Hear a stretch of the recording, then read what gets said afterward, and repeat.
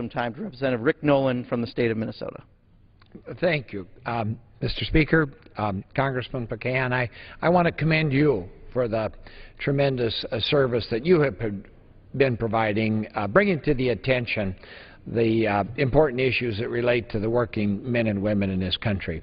In particular, I want to address the failure to renew emergency unemployment benefits. Clearly, it's unconscionable.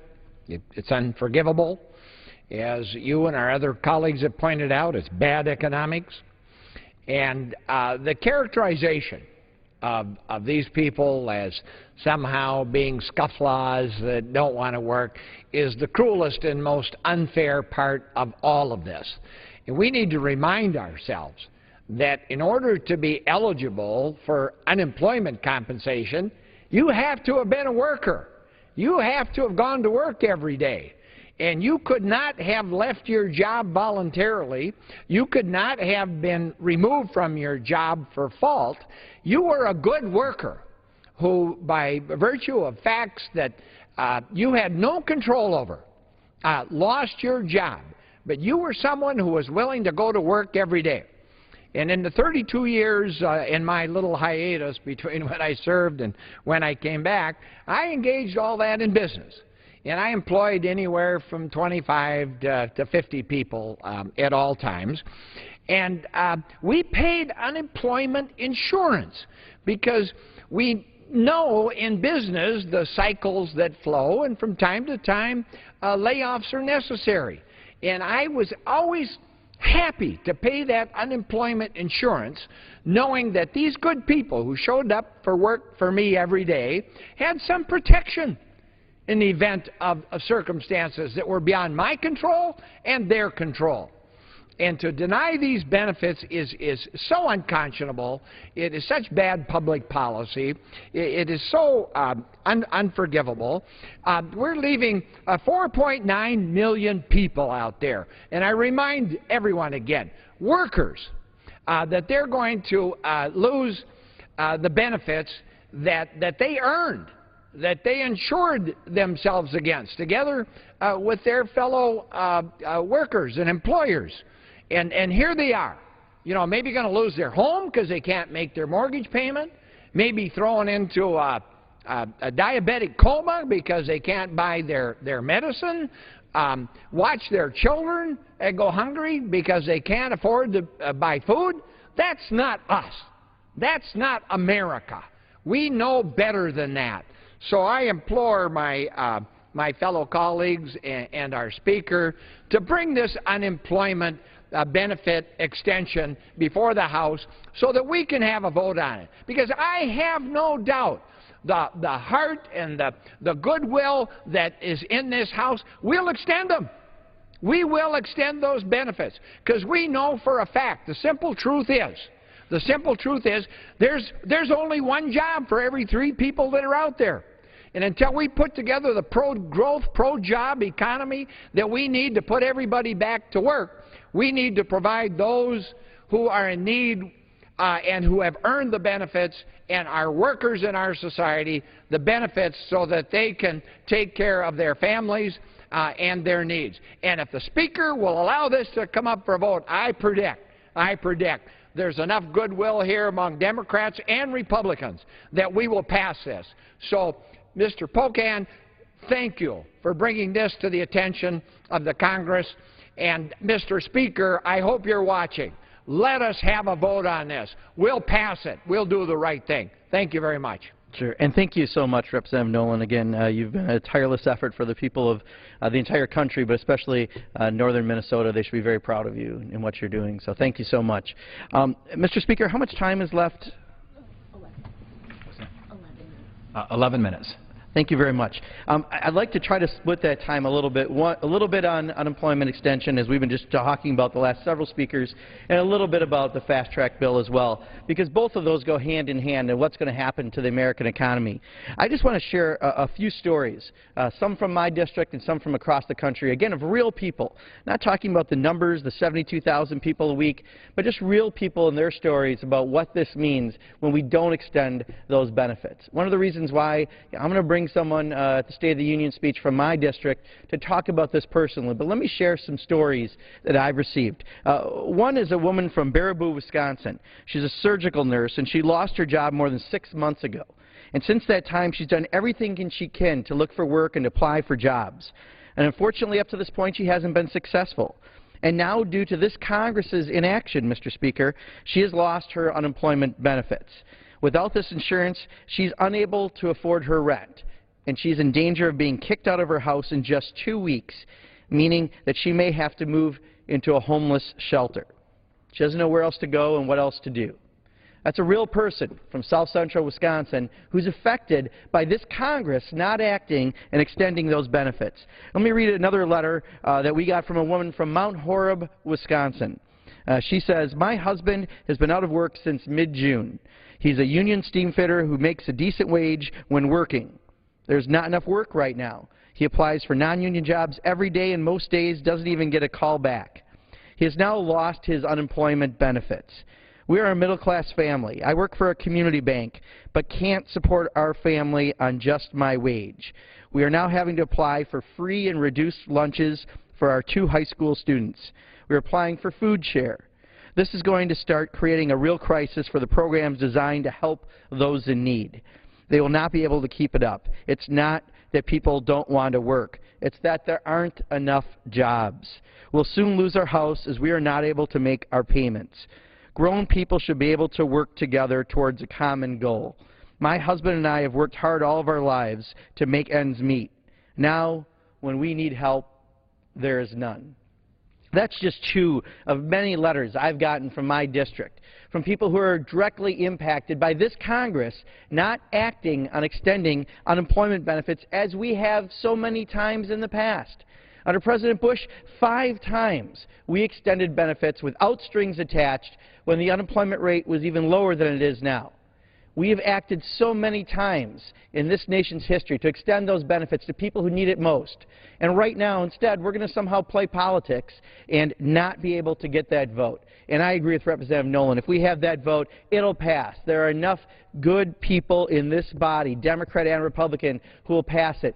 But it has to come to the floor for a vote. It can't continue to be blocked by the Republicans. Mr. Speaker, in addition to the need for unemployment extension, there's an issue that really works hand in hand, and that's the issue that we could see in this body in the coming months. Just introduced last week is a fast-track bill to fast-track a trade agreement, right now the Trans-Pacific Partnership, that's being finalized and negotiated by this country and other countries around the Pacific Rim. This is something that we have seen such failure from past efforts like NAFTA and the Korea Agreement and others, that we would hate to see this happen at a time this country is still bleeding jobs. We need to do something to help people get back to work. And while we've slowly seen the economy improve, we've also noticed that there are people being left behind. There's a dual track going on, and that's why we need to help every single person. There's a couple charts I want to show people.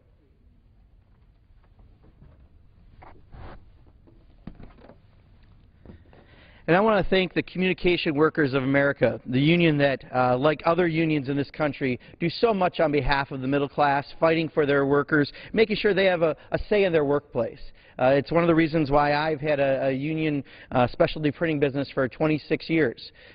Unions do so much for the middle class.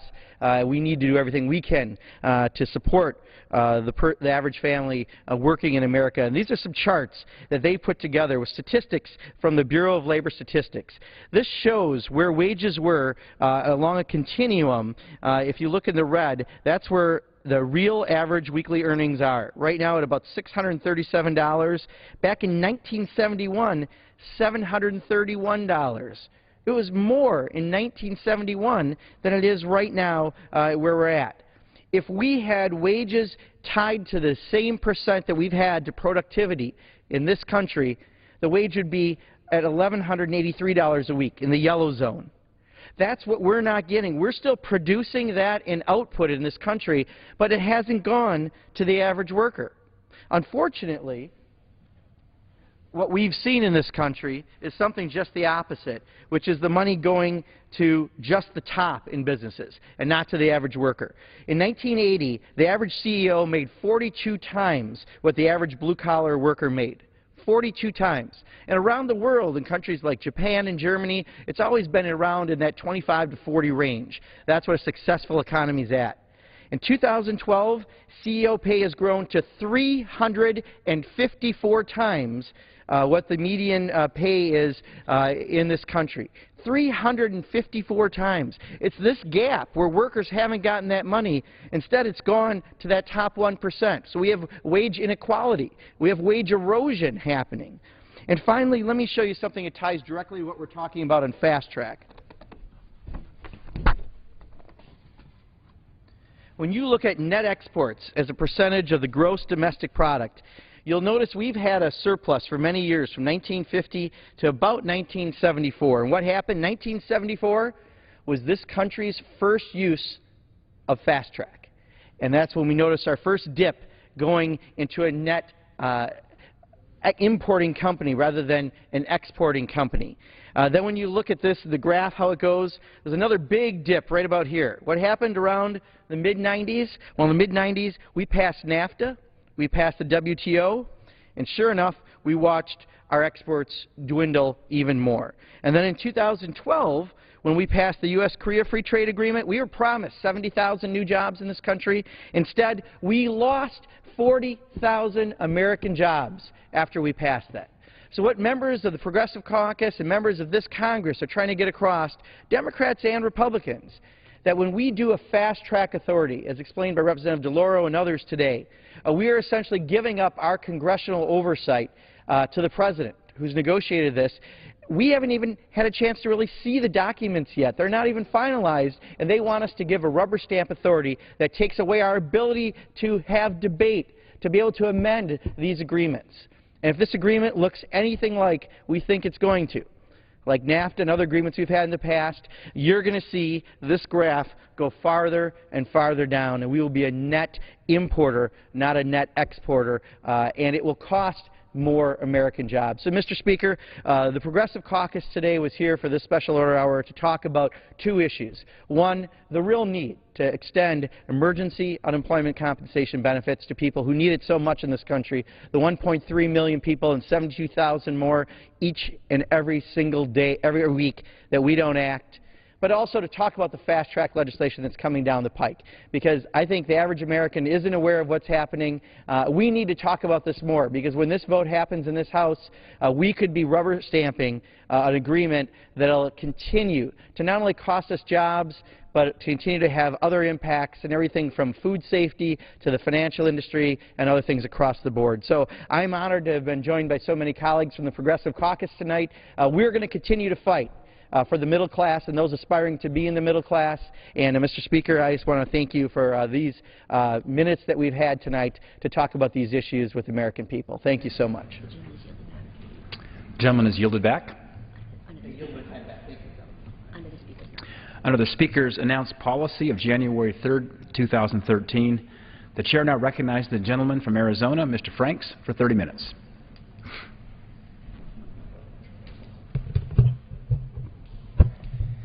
Well, thank you, Mr. Speaker.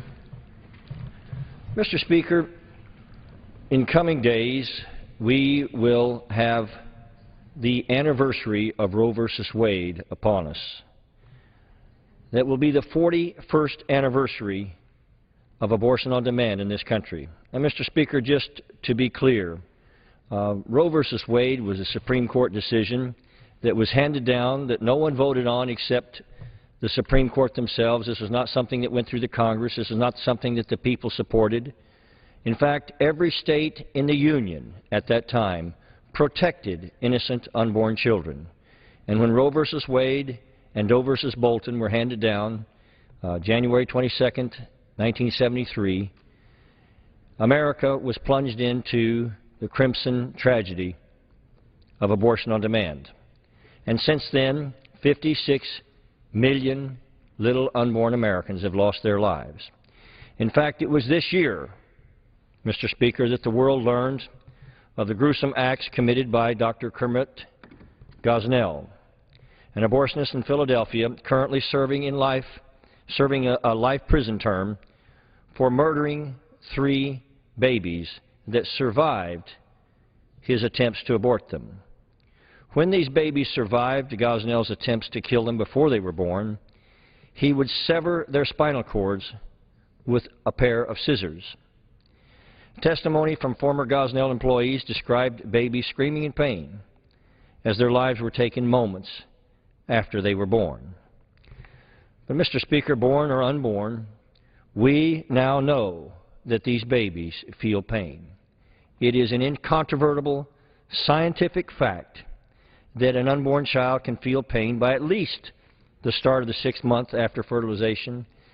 And, Mr. Speaker, very credible research shows that they feel pain much sooner than that. The graphic accounts from Gosnell's trial remind us that abortion is a brutal, torturous tragedy. Yet such gruesome acts happen daily in abortion clinics all across this country. Perhaps the most astonishing thing about learning about the torture chamber that Kermit Gosnell presided over was the tragic reality that it happens all over America, even as we speak. Now, I know, Mr. Speaker, that historically great intensity has surrounded debates over protecting the lives of those who, through no fault of their own, find themselves obscured in the shadows of humanity.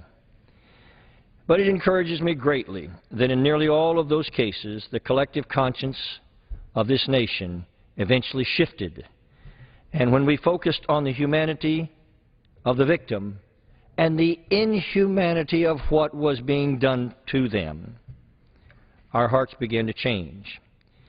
And, Mr. Speaker, that same thing is beginning to happen in America in this debate. I don't know what happens when we finally wake up and see something for the tragic reality that it is. I don't know what changed our mind in all of the other great genocides of the past, but it did happen, and that gives me great hope.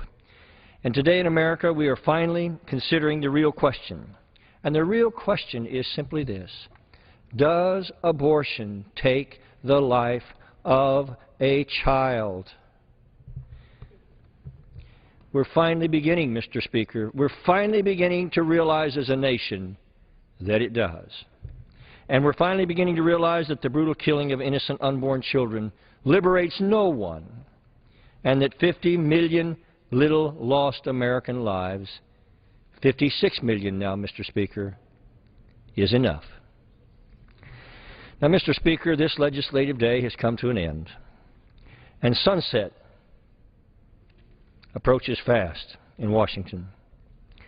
And I stand here one more night, and I offer this House what I call a sunset memorial to remember the victims of Roe versus Wade.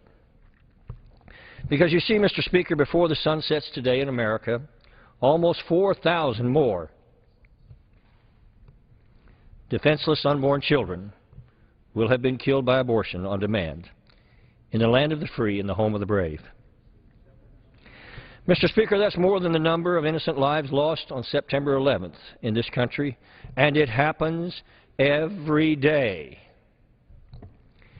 It's now been 41 years since the tragedy called Roe versus Wade was first handed down.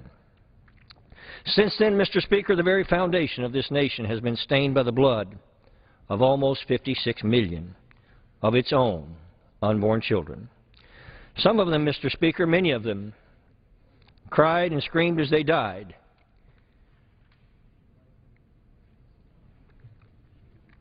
But because it was amniotic fluid going over the vocal cords instead of air, we couldn't hear them. Now, all of them, Mr. Speaker, had four things in common. First and foremost, they were just little babies that had done nothing wrong to anyone. And each of them died a tragic and profoundly lonely death. And each one of their mothers, whether she realizes it or not, will never be the same. Each one of their mothers is a victim, and this society can't see that either sometimes. And all of the gifts that these children might have brought to humanity are now lost forever, Mr. Speaker. Who knows which one of them might have found a cure for cancer? Or who knows, maybe they would have just loved flowers, you know? Yet even in the glare of such tragedy, this generation still clings to a blind, invincible ignorance while history repeats itself over and over again, and our own silent genocide mercilessly annihilates the most helpless of all victims, those yet unborn. Now, ironically, I have heard President Barack Obama speak such poignant words that, whether he knows it or not, apply so profoundly to this tragedy of abortion on demand in America. And if I could, Mr. Speaker, I'd like to quote excerpted portions of his comments because his words moved me very deeply. He said, "This is our first task," and I'm quoting, "caring for our children. It's our first job. If we don't get that right, we don't get anything right. That's how, as a society, we will be judged." The President went on to say, quote, "And by that measure, can we truly say as a nation that we are meeting our obligations? Can we honestly say that we're doing enough to keep our children, all of them," and I'm quoting, Mr. Speaker, "all of them safe from harm? Can we say that we're truly doing enough to give all the children of this country the chance they deserve to live out their lives in happiness and with purpose?" I've been reflecting on this the last few days, he said, and if we're honest with ourselves, the answer is no. We are not doing enough, and we will have to change. Oh, how true the President's words are, Mr. Speaker. The President also said, quote, "We can't tolerate this anymore. These tragedies must end, and to end them, we must change." And then the President asked, quote, "Are we really prepared to say that we're powerless in the face of such carnage, that the politics are too hard? Are we really prepared to say that such violence visited on our children year after year after year is somehow the price of freedom?" Unquote. Mr. Speaker, is this not the most relevant question we should all be asking in the midst of this genocidal murder of thousands of unborn children in America every day? The President has said, quote, "Our journey is not complete until all our children are, quote, cared for and cherished and always safe from harm. That is our generation's task," he says, "to make these words, these rights, these values of life, liberty, and the pursuit of happiness real for every American," unquote. Mr. Speaker, never have I so deeply agreed with any words ever spoken by President Barack Obama as those I have just quoted. And yet, this President, in the most merciless distortion of logic and reason and humanity itself, refuses to apply these majestic words to helpless, unborn babies. Oh, how I wish that somehow Mr. Obama would open his heart and his ears to his own words and ask himself in the core of his soul why his words that should apply to all children cannot include the most helpless and vulnerable of all children.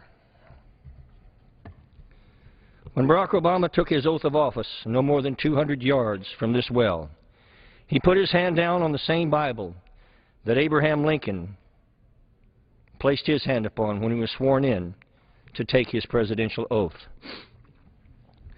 Mr. Speaker, we should remember that we honor Abraham Lincoln most because he found the courage as President of the United States in the days of slavery. He found the humanity within himself to recognize the image of God stamped on the soul of slaves, that the Supreme Court said were not human, and that the tide of public opinion didn't recognize as protectable under the law. Could it be, Mr. Speaker, that President Barack Obama might consider that perspective, as well as his own legacy, and even eternity itself, Mr. Speaker, and recognize that these little unborn children look so desperately to him now for help? Could it be that the President might finally remember that on the pages of the Bible on which he laid his hand were written the words in red, quote, "Inasmuch as you have done it unto one of the least of these, my brethren, you have done it unto me. Whether he does or does not, it is time for those of us in this chamber to remind ourselves of why we are really all here. Thomas Jefferson said, quote, "The care of human life and its happiness, and not its destruction, is the chief and only object of good government." Let me say that again, Mr. Speaker. Thomas Jefferson said, "The care of human life and its happiness, and not its destruction, is the chief and only object of good government." Close quote. The phrase in the 14th Amendment capsulizes our entire Constitution. It says, "No state shall deprive any person of life, liberty, or property without due process of law." Mr. Speaker, protecting the lives of all Americans and their constitutional rights is why we are all here. The bedrock foundation of this republic is that clarion declaration of the self-evident truth that all human beings are created equal and endowed by their Creator with unalienable rights, the rights of life and liberty and the pursuit of happiness. Every conflict, every battle our nation has ever faced can be traced to our commitment to this core, self-evident truth. It has made us the beacon of hope for the entire world, Mr. Speaker. It is who we are.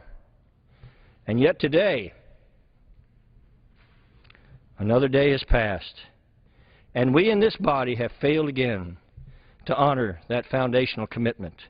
We have failed our sworn oath and our God-given responsibility as we broke faith with nearly 4,000 more innocent American little babies who died today without the protection that we should have given them. So, Mr. Speaker, let me conclude this Sunset Memorial in the hopes that perhaps someone new who heard it tonight will finally embrace the truth that abortion really does kill little babies. That it hurts mothers in ways that we can never express or understand or even fathom. And that it is time we stood up together again and looked up to the Declaration of Independence. And that we remember that we are the same America that rejected human slavery. And we marched into Europe to arrest the Nazi Holocaust. And we are still the courageous and compassionate nation that can find a better way for mothers and their unborn children than abortion on demand. It is still not too late for us to make a better world, and for America to be the one that leads the rest of the planet, just as we did in the days of slavery, from this tragic genocide of murdering nearly 4,000 of our own children every day. So now, Mr. Speaker, as we consider the plight of the unborn after 41 years under Roe v. Wade, maybe we can each remind ourselves that our own days in this sunshine of life are all numbered, and that all too soon each of us will also walk from these chambers for the very last time. And if it should be that this Congress is allowed to convene on yet another day, may that be the day, when we will finally hear the cries of these innocent unborn babies. Maybe that will be the day we can find the humanity, the courage, and the will to embrace together our human and our constitutional duty to protect these, the least of our tiny little American brothers and sisters, from this murderous scourge upon our nation called abortion on demand. Mr. Speaker, the sun is now setting. It is now 41 years, almost to the day, since Roe v. Wade first stained the foundations of this nation with the blood of its own children. This, in the land of the free and the home of the brave. Thank you, Mr. Speaker. I yield back. The gentleman's yielded back. Under the Speaker's announced policy of January 3rd, 2013, the Chair now recognizes the gentleman from Texas, Mr. Gohmert, for 30 minutes.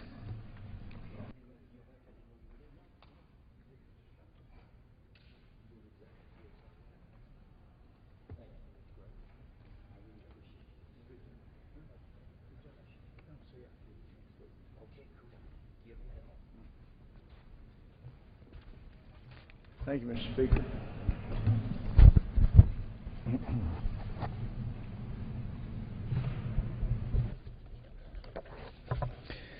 This is an important day in the history of at one time the greatest nation in the world, Egypt.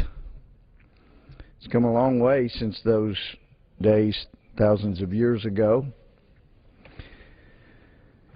But there is a lot of misunderstanding about what's been going on in Egypt, including by people in this administration, which also means, of course, the New York Times, Washington Post, mainstream media, other liberal bastions. In fact, the New York Times had an editorial dated December 4th, 2013, that talks about the election that's happening today, today, in Egypt, 14th and 15th Egyptian time. This editorial from the New York Times editorial board talks about the Egyptians squandering another chance to build a broadly inclusive democratic system with the latest constitutional revisions. Mr. Speaker, what these intellectual giants at the New York Times don't understand is when you're in the Middle East and you decide to try to build a democracy, a democratic republic as we have here, and you decide to be inclusive of people who believe in utilizing terrorism, who are religious fanatics who believe if they kill innocent children, women, men, then they may have just earned a place in paradise. That is so foreign to American way of thinking, to Western way of thinking, to Israeli way of thinking, to European way of thinking, historically that is.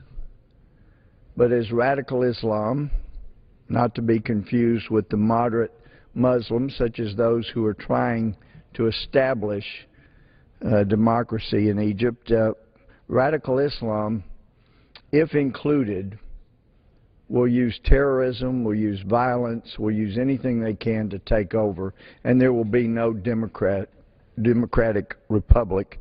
There will be no democracy of any kind. It will be top to bottom, totalitarian, a religious extremist country. I know the editorial board has people that are extremely intelligent, but it is amazing to read these kind of things, broadly inclusive. So they're wanting the people of Egypt to do things like release a man who was acting outside the Constitution, who ordered the murder, he's charged with ordering the murder of so many who just wanted to have liberty in Egypt. And Morsi was playing the new version of Chavez in Venezuela, get elected and then pull all power to you. I asked General al-Sisi if it was true what a former intelligence agent had told, American intelligence agent had told me, that Morsi, President Morsi, was trying to take out a contract basically to have General al-Sisi killed, and he beat around the bush, but eventually he said in the presence of other U.S. representatives that yes, They had evidence that Morsi was trying to have General al-Sisi killed. So it may be a shock to some, say at the New York Times, Washington Post, and others, but when you have a religious fanatic as the leader of a country, even though he may have been, and this is arguable as well, but may have been elected, when he starts acting outside the bounds of the Constitution, then the people have to act. And the Constitution that the Muslim Brotherhood shoved through in Egypt after the so-called Arab Spring was one that did not even provide a provision of impeachment. Now, that seems strange to most Americans. I'm sure it doesn't to the New York Times and Washington Post, but to most Americans, not having a way to remove someone who is the highest official in the land, who is acting outside the bounds of their authority, it's a problem. How do you remove the highest leader in a country if your Constitution, if you have one, if your Constitution does not provide for civil impeachment and removal of the leader? And Egypt's Constitution that the Muslim Brotherhood shoved through did not. Because the Muslim Brotherhood, once they seized power, there was going to be no need for impeachment because radical Islam would be in charge. And it's reported by credible people, there are videos of the supreme religious leader dictating terms that President Morsi would have to follow. The Arab Spring under President Morsi did not yield the kind of republic, the democracy that had been hoped for. But this New York Times editorial says the new charter defies the revolutionary promise of the Arab Spring by reinforcing the power of institutions that have long held Egypt in an iron grip, apparently not realizing that the Muslim Brotherhood had seized Egypt in its iron grip, and the only way around it, since there was no impeachment provision in the Egyptian Constitution, was exactly what happened. It was not a military coup. A military coup is when the military rises up and takes over. What happened in Egypt was one of the most beautiful acts of true democratic efforts. And some have reported that this was the largest gathering, largest rebellion in the world's history. Reports of a 20 million people gathering and demonstration by Egyptians, a country with 90 or so million people. Another report of another effort, 30 million, 33 million, one report said. Morsi only claimed to have gotten around 13 million votes when he seized power, and said if the opponent, well, the Muslim Brotherhood made clear if the opponent tried to contest and say there was any fraud, they would burn Egypt down. So they got control. They had a constitution that wouldn't allow them to remove Morsi, not to impeach him. So this was a real revolution. Fairly peaceful as revolutions go, until the Muslim Brotherhood began to carry out what they had promised previously, that if people who wanted true democracy in Egypt tried to contest Morsi being the supreme leader there, then they would burn the country down. Well, they began burning down churches. Now, some people, when they hear the word church, think in terms, well, maybe it was like a rural southern church. They maybe had a trailer or something. This is in an area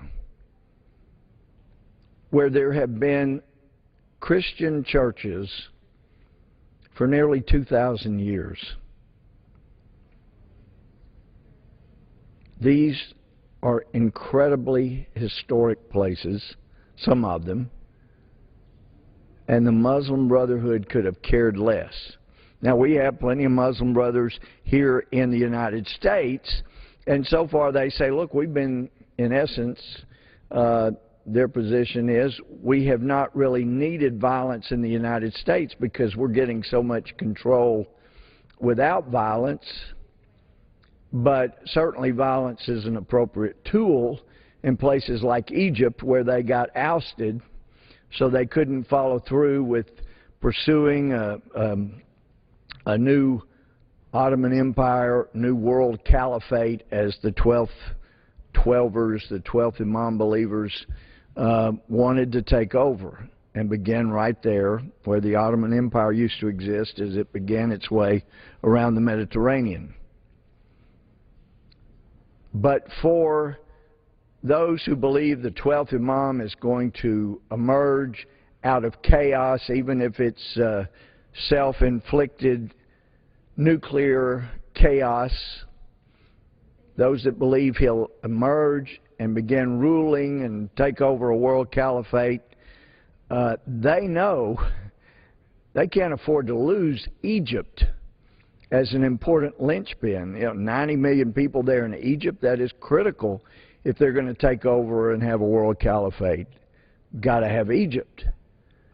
So last July, when I took to this floor and this podium and talked about the incredible uprising, how deeply touching it was to hear personal accounts, to see the photographs, to hear and see the videos of what was going on, where moderate Muslims, Christians, Jews, secularists were coming together, figuratively and literally, hand in hand, to protest against radical Islam being in control of Egypt. As some have indicated, if they had waited, if the Egyptian people had waited another year to try to oust Morsi, he would have gathered so much power they would probably not have been successful. It was critical that the people of Egypt rise up as they did, and we owe them a debt of gratitude for rising up and saying, we're not going to have radical Islam in charge. Moderate Muslims did not want radical Islamists in charge. And that's true throughout the Middle East. It's true in Afghanistan, where our allies who fought and defeated the Taliban by 2002, with less than 500 Americans in country embedded, weapons we provided, aerial support we provided, under the lead of General Dustin, who some in this administration now call a war criminal. They defeated the Taliban. These are moderate Muslim friends, allies, because their enemy is our enemy, the Taliban. And they do not want radical Islam taking back over Afghanistan. And what does this administration do? It empowers the group that will end up allowing the Taliban to take right back over, when we ought to be empowering our friends in Afghanistan, not with 100,000 precious American men and women's lives, but empower the enemy of our enemy and let them protect their own country. They can do it, but not when you call the enemy of our enemy war criminals and do everything you can to marginalize them. New York Times editorial says that a constitution approved by a 50-member citizen committee on Sunday replaces one imposed last year by the government of President Mohamed Morsi, who was deposed in July, and his Muslim Brotherhood allies. It is expected to be ratified by popular vote in a referendum within the next 30 days. This was written December 4th, or published December 4th. The editorial goes on toward the end to say this new Constitution is equally flawed because it was drafted with minimal input from Islamists and could further crush the brotherhood by banning political parties based on religion.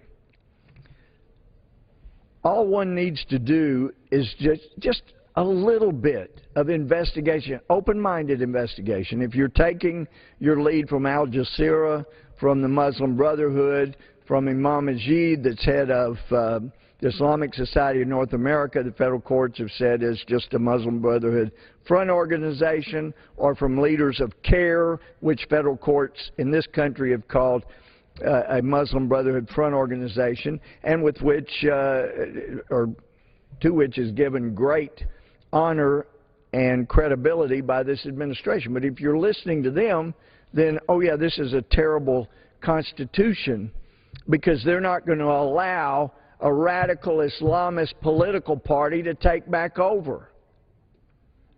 Now, if you do a little bit of research, you find out this is something that Ataturk fought against and was able to overcome in Turkey so many decades ago.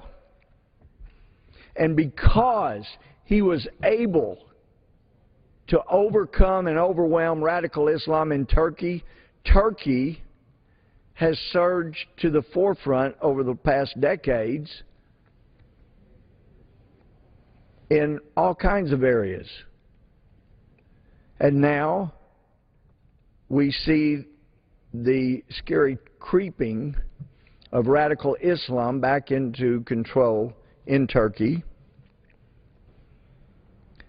But the way they advanced as rapidly as they did in Turkey after this great leader Ataturk forced out radical Islamist leaders was they prevented those type of people from taking over. And it's the same thing. These are smart people. Amir Musa, that was chairman of this constitutional committee, convention, whatever you want to call it, of 50 very diverse people, but no, it did not include the Muslim Brotherhood. They don't want a radical Islamist group taking over Egypt. And I know it's hard for some in this country to believe, who read too much of their own press. But banning a political party based on religion in the Constitution and recognizing other religions in their Constitution and recognizing the absolute right of belief religiously in this new Constitution should be hailed as a good thing. And I was shocked, I believe it's Article 235 perhaps, in the new Constitution, these moderate Muslims and secularists are so bent, so dedicated to try to have a democracy that they can build on and grow and advance. They even put this article in there. It says, in essence, the country is going to rebuild the churches that the Muslim Brotherhood destroyed during their radical, violent temper tantrum after a president acting outside the bounds of the Constitution and charged with ordering the death of so many civilians there after he went so far astray. They don't want that kind of people back in charge. Now, something that the New York Times says, at the end, in the final analysis, the real test of any Constitution is how it is carried out in practice. And that's true. That is so true. Once heard Justice Scalia telling a group, one of which had asked, is the reason we're the greatest country, more freedoms than any country in history, because we have the best Bill of Rights ever in history? And Justice Scalia, that can be so blunt and so brilliant, indicated, oh gosh, no, the Soviet Union had a better Bill of Rights than we do. That's why that last statement in the New York Times editorial is so true. It's more how the Constitution is carried out, and I'm glad they recognized that by the end of the editorial. But one thing is clear: if a Constitution is pushed through by the Muslim Brotherhood, it is going to be radically religiously based on radical Islam, and the first elected leader could very well end up being the last until he's gone. Of course, in Iran, where we have radical Islam in charge, you have a supreme leader, and then you have the token president that's elected that serves as long as the supreme leader is okay with it. The Washington Post, an editorial published January 13th, on down in it says, in criticism of the Egyptian government currently, they have a judge who is the interim president, and talking with him, meeting with him a couple of times, I think he's really trying to do right by the people in Egypt. But the Washington Post says opposition media have been shut down, and 3 Cairo-based journalists from Al Jazeera have been imprisoned without charge. One of the things that's so hard for some pseudo-intellectuals here in the U.S. to realize is something that Franklin Roosevelt grasped, even with his unconstitutional actions of interring American citizens.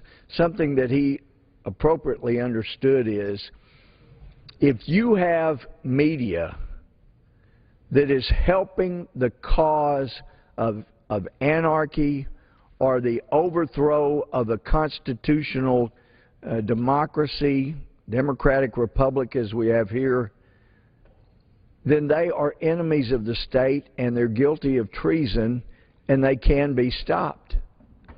Some in this country think freedom of speech means whether it's Khalid Sheikh Mohammed down in Guantanamo or some other religious fanatic that wants to destroy our freedom here, they think, oh, well, you have to give them a freedom of speech. Whereas for most of this country's history, people understood if you're advocating for the overthrow of the constitutional government we have, it is treasonous. If you're advocating by peaceful means, using the government, as some are trying to do, let's move toward progressivism, let's move toward what's really socialism, where the government gets to dictate everything, they know everything you're doing. As I said earlier today to a group, it appears that the main thing George Orwell missed was the date. He said 1984 when it turns out it was closer to 2014, where you have the government spying on their people, taking whatever actions they want, saying if Congress doesn't do it, we'll just do it without Congress, which is violation of the Constitution in most cases. But this editorial from the Washington Post comments that the military's repressive methods cannot stabilize Egypt, much less address its severe economic and social problems. And that is true. And that is a wise comment, because Egypt is suffering severe economic and social problems, and we need to be concerned, because what Egypt had become is a social welfare state. What we're trying to become here in America, a social welfare state where most of the country is dependent upon the government for at least part of its means of living, and that cannot long endure. It is always doomed to fail. The only reason socialized medicine doesn't completely fail is because socialized medicine ultimately ends up putting people on lists to get the treatment they need. They die while they're waiting on the list. Enough people die so it doesn't go broke. But a country that is under a socialistic authority as the Soviet Union was, it eventually will fail because the model can never work in this world.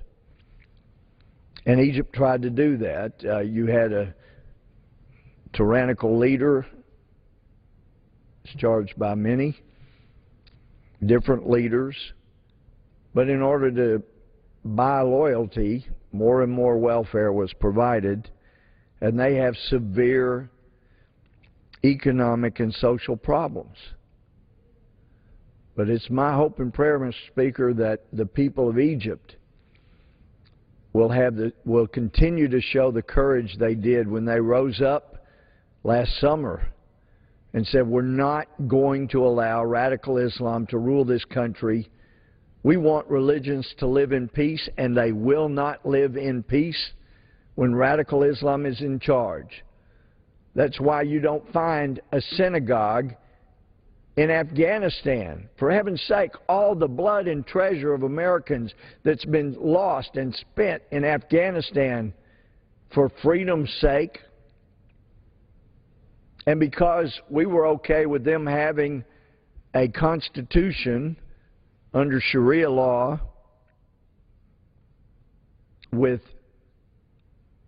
supreme power basically in a very tight federal government, then it becomes corrupt. It becomes easy to take over, as the Taliban will if this administration doesn't change its policies. Christians are persecuted in Afghanistan. For heaven's sake, there ought to be religious freedom anywhere. America sacrifices that much of American lives and treasure. Iraq, where Christians are persecuted, and we provided so much American blood and treasure there. Washington Post says President Obama believes the United States should sanction a new autocracy in Egypt. He should make a case for doing so. Otherwise, his administration should side with those Egyptians who continue to fight for a genuine democracy, starting with those who have been imprisoned. They have imprisoned radical Islamists who have killed Christians and burned churches, and here we have a newspaper advocating, let those people go that terrorize Christians and Jews and people who are secularists that don't want to follow any religion. Let them out. Let them back in charge of the country. And the people of Egypt have spoken in greater numbers than percentage-wise we have had in this country in so many years when they went to the streets. We're not having radical Islam in Egypt, and they're to be congratulated for that. But they're a long ways from being out of the woods. And people here need to understand that this is a big deal. I got a letter today from the PLO, the Palestinian Liberation Organization delegation that's here in Washington, and they expressed concern with my comments on the House floor January 10th. They claim that U.S. academics fear demanding an end to decades of discrimination against Palestinians are based on the principle of equality, not hatred of Jews. Unfortunately, they're either lying or they haven't reviewed the material that children are being taught in Israel in the Palestinian schools. They're teaching hatred with money we're providing. They're naming holidays. They're naming buildings and areas after terrorists who have killed innocent women and children. I've got a tremendous amount of material that I could use, but time does not permit here today. but I am going to take some time to talk about the hatred that is being taught among the Palestinians. Here's a Palestinian summer camp named after Wafa Idris, the first woman suicide bomber who murdered one, injured 150 in Jerusalem, January 27, 2002. There's a girls' camp naming it after a woman who went out and killed an innocent person and injured 150 innocent people. Palestinian soccer tournaments named after a suicide bomber. This is a camp for 14-year-old Palestinian boys, and it's named after the Tul Karim Shahid's Memorial Soccer Championship Tournament. He was a suicide terrorist who killed 31 on Passover, and the children are participating in this tournament named for this horrendous human being who thought it so grand to kill 31 innocent people on a religious holiday of Passover. And people from the PLO want to try to tell me that they're not using hatred. For heaven's sake, start spending some of that money to teach love and affection, and we'll have peace in the Middle East. As Netanyahu said right here at this podium, if the Palestinians lay down their arms, there'll be peace in Israel and among the Palestinians. And if the Israelis lay down their weapons, there will not be an Israel in which there are Jews. Now, I get it. The PLO and others say, oh, yeah, we recognize Israel's right to exist. Prime Minister of the Palestinians told me that a few years ago. Oh, yeah, we recognize their right to exist. As a Jewish state, that's why they were created. After the Holocaust killed 6 million Jews in Europe. And that hatred of Jews is arising again in Europe, among academics in the United States. Shame on you. You're allowing that hatred to grow. And it's fomenting more hatred. It has to be stopped. Talking about a boycott of anything Israeli. So you want the Jews out there without a country so they can be killed in another Holocaust? Or you want Iran to have a nuclear weapon so they can, with one weapon, have another Holocaust? This is where it's going.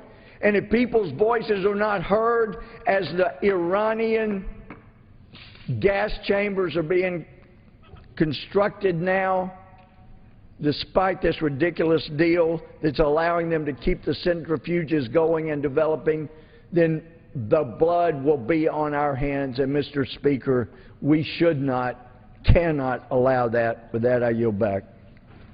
Thank you. Would the gentleman have a motion?